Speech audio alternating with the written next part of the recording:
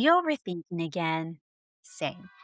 If you're an introvert or a shy human, come join us. We're learning to grow and take up space. We're your hosts. I'm Kay. And I'm Em. Welcome back, everyone. This is episode 32, and we're excited to be here. Yes, today we are going to talk about doing social media as shy people. It's been incredibly difficult, but we're seeing some benefits. And because of that, it led us to ask ourselves, will doing social media break you out of your shy shell? But before we get to that, we kind of want to give you all a little background on why we're even doing social media. So, our podcast as a whole is about us finding people who are similar to us so we can help each other grow. We're coming from a place of being new in this game, but also having gained a little bit more experience. We want to share with you guys our little venture through it. But if you want to know more, you should listen to our previous episode, episode 31, to get further insight of where we came from. Yeah. And just big disclaimer, we feel like we were pushed to do social media because it's the only way to get noticed for honestly any kind of endeavor you are taking. I mean, the traditional way of like hoping that people find out about your podcast just by posting it on Spotify or whatever other platform may take 10, 20 years, and we don't have time for that. So here we are. Yeah. So Kay mentioned that we are two shy people, and background on us is we've been shy for the longest time. I consider that I've been shy my whole life. There has been periods when I felt a little bit more empowered or less shy. What about you, Kay? For me, I have been shy since I was 8 years old. And why do I remember this? It's because the year I moved to the US. But it goes kind of through highs and lows, I would say. Yes. So Em and I were actually really curious to find out, is there a scale to measure your level of shyness? Yeah. Because we kind of figured we would definitely be within moderate range, if not a little higher. Yeah. And, in one of our conversations, we were like, okay, so how can we measure it? So, trusty Google, we Googled it, and there's a scale called Cheek and Bus. And, we didn't, Funny name, right? yeah, funny name, which I was going to get to. We didn't do like a deep, deep dive of how this scale came to be. But if you are interested, just Google Cheek and Bus shyness scale. And I'm sure that, you'll get the authors and all the scientific papers surrounding that whole thing. But it gave us a scale of 13 to 45, which is 13 is the lowest on the shyness scale, and 45 and above is like a higher level of shyness. So we did the test, and lo and behold, I got 48 on the scale. Yeah. And I got 42. So we were really curious to find out what that actually meant. So again, went to Google to figure out what each score meant. And it came out that for me, here's your proof, I am shy. It said moderate shy, which I said, okay, that makes sense. Because like I said, I tend to go into like high and then low, or maybe somewhere in between. And then for UM, For me, like I mentioned before, it's 48, and it says that it's a significant social discomfort. I've always known that I've been shy like all my life. I just, it goes like, again, ups and downs. And I'm still a firm believer that you really don't not become unshy. You just learn how to manage it. said, I think everybody can unlearn how to be shy, but I don't think most people do. And that's including myself. But Em and I got really into this in a previous episode. Mhm. So if you want to listen to that little debate that we had, and we could get into it more, but no time for that right Yeah. now. We're sticking to the plot. Yeah, for sure. And okay, so we did this test, right? And now we for sure know that we are in the trenches of being shy. But that still didn't mean that we were going to be stuck. Yeah. So prior to this, we didn't have much experience. Prior to this, I personally had an Etsy store. It ended up closing down. However, I knew that if I wanted to even give it a shot, I would have to, go on TikTok is what I chose. to try and advertise my Etsy store.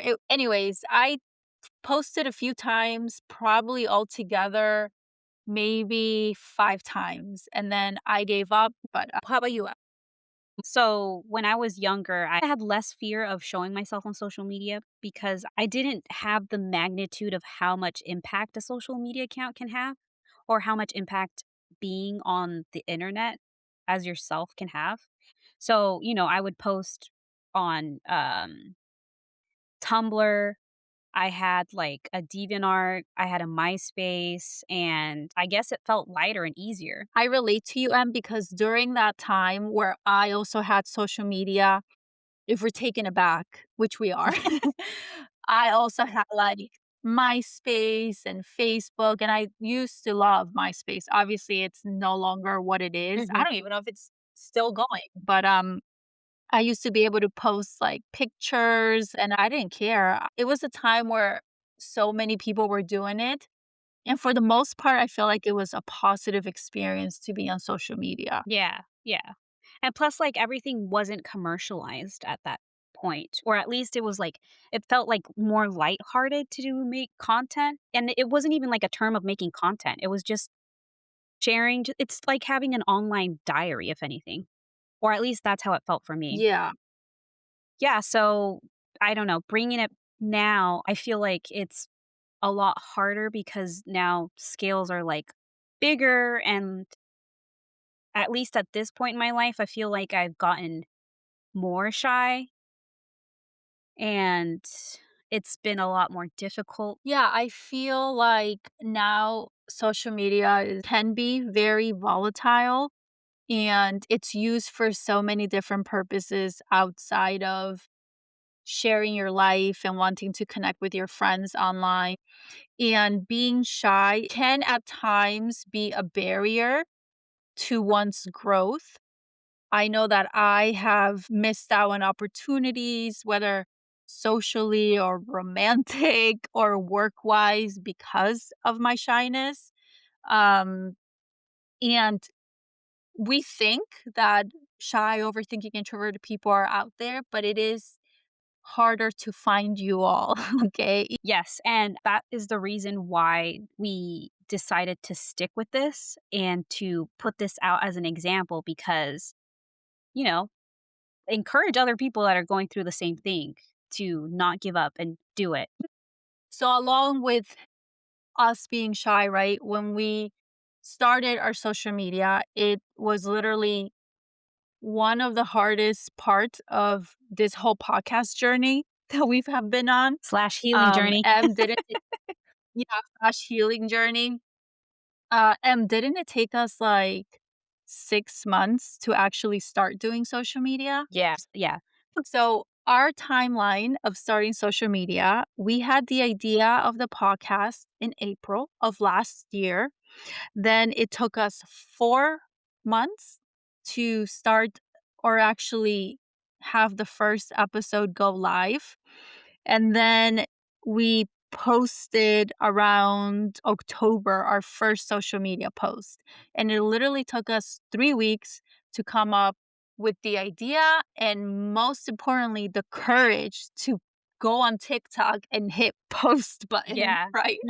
Yeah, it was a lot of overthinking. It was a lot of just going back and forth of is this gonna be good? Is this and that? So, it was hard. It was complicated, it was hard, but we did it, which I feel in great part it had to do with having a buddy system or having someone to do this with because that person is like that accountability person to keep you on track to do something. Yeah, for sure. I remember when we were debating whether or not to post or not, you and I both had to tell each other several times, it's not that big of a big deal. Mhm.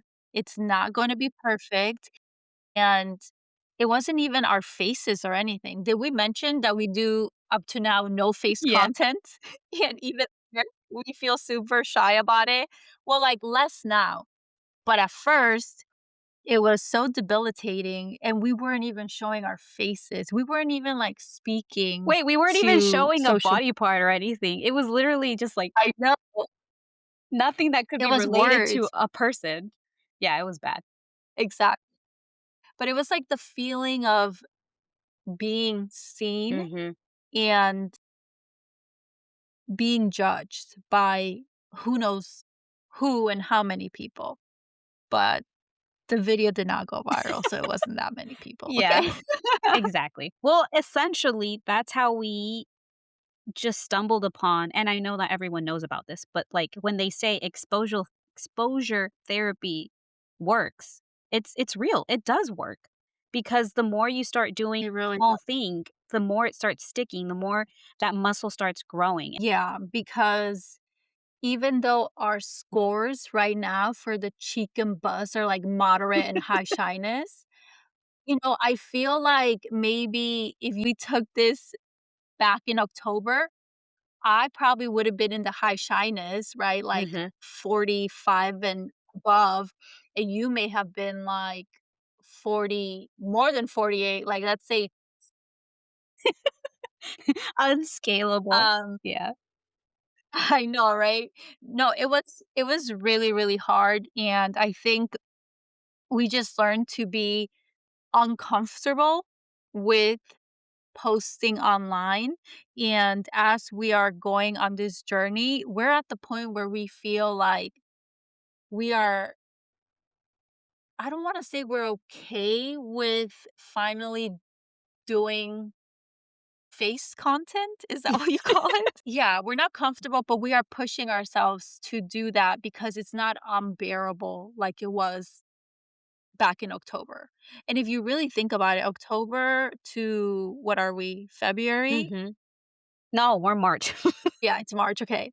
March, I mean, for that kind of change, it's a pretty short time. Yeah. I also feel like it's that we're starting to embody the person that we wanna be, and that has also shifted the way we've been thinking about ourselves or the way that we're trying to present ourselves or to live in this world. So, it's wonderful. And yes, there's gonna be times, especially as a shy person, we have experienced the secondhand Mhm. embarrassment, the the Overthinking. feelings of being judged. Yep. Yes, Mhm. being perceived incorrectly. That was a big one for us, like, us thinking this little 10-second clip of our content, what if people take it the wrong way? Yeah. There was a lot of Or internal dialogue. Yes, so with everything that was just said, Kay, do you think that doing social media helps you break out of your shy shell? 100%. Let me get closer to the mic. 100%. It is literally exposure therapy. It definitely puts you out of your comfort zone, and part of being shy is wanting to stay in your comfortable bubble, which I get. I love that bubble.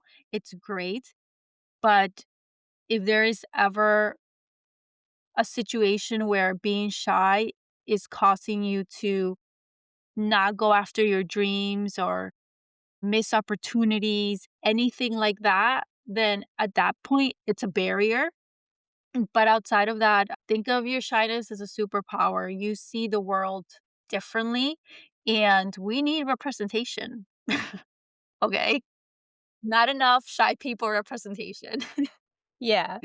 What about you, Em? Thoughts? I think definitely yes, but I like to think of it more of just like a tool because I know that ultimately some people might not be able to do social media and maybe not a lot of people have a buddy or someone to rely on to do social media.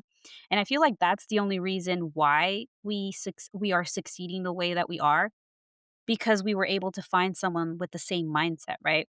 But in terms of like if I was doing it by myself, I probably wouldn't be able to do social media on my own. But then again, with this whole thing of like more people in this sphere that are shy, like I try to look up content from their perspective to see how I could do it. And hopefully be able to bridge that gap of actually executing it. 100% agree with you that social media can be used as a tool, and each tool is not going to work for everybody, right? So if you decide to try to use social media as a tool to break out of your shell a little bit and it doesn't work for you, don't feel defeated and don't feel like that means you're going to be shy forever. That simply means that at this moment in time, this is not working for you and look for another way. Like there is just always a way to get to where you want to be. And right now, obviously, we're talking about shyness, but I feel like that applies to anything in life. And if you need help, grab a friend. And if you don't have a friend, Grab us. We're here. Our space is available and open. We're going to leave the email below. If you just need to talk to someone or if you have anything on your mind or anything, we will be that accountability buddy for you if you'd like. yeah, email us, comment, however you want to go about it. We'd really love to hear and share our experiences of being a shy person in this world, especially as an adult. I feel like it tends to be looked down on, but I will go back to this. Being shy can be a superpower because we most of the time tend to be more introspective. And I feel like for myself personally, there's little moments are huge for me. And like finding the small joys in life, I feel like shy people kind of you tend to understand that. And Em and I have a shy queen, I'm like, Shy Queen, yes. Actually, that would be a really good idea to leave a list of movies about shy characters that you can probably relate to. Because the movie Amelie, she's an icon. She lived her life how she was, and she was a shy person. and she wasn't apologetic about it. But then she noticed that her shyness, obviously there were other elements, but shyness was one of them, was being a barrier to her happiness. Mhm. And that girl broke free. Okay. Yeah. She had help from her buddy the painter. Remember? He gave her the That is push. true. So this is just an example of why it's good to have a community of like-minded people. And, she is one of very few characters that is shy in media. So, I encourage you, if you're a shy person, let's hear your story. I would be really interested to see a lot more content from a shy person's perspective. We'll link the movie if you haven't seen it, recommended. Exactly. All right, we're going to start wrapping it up. Next episode 33, we're going to talk about tools and tech and what have we been using for our podcast, just so our fellow listeners, you guys, can know where to start, you know? And also, we are going to be posting, as always, on Sundays, so look out for that. And of course, don't forget, we're rooting for you. Bye. Bye, guys.